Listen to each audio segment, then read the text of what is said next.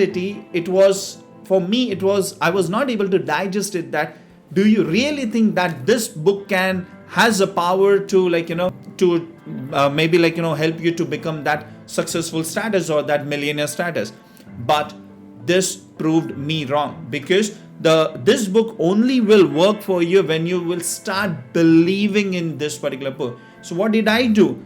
Despite of everything that I thought, like, what is harm in it, like, let me go ahead and just grab this book and see like what author has to say, author Napoleon Hill has to say.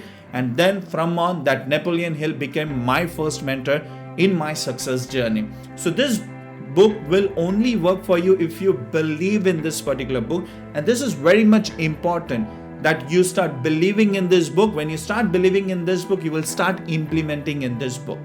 Okay.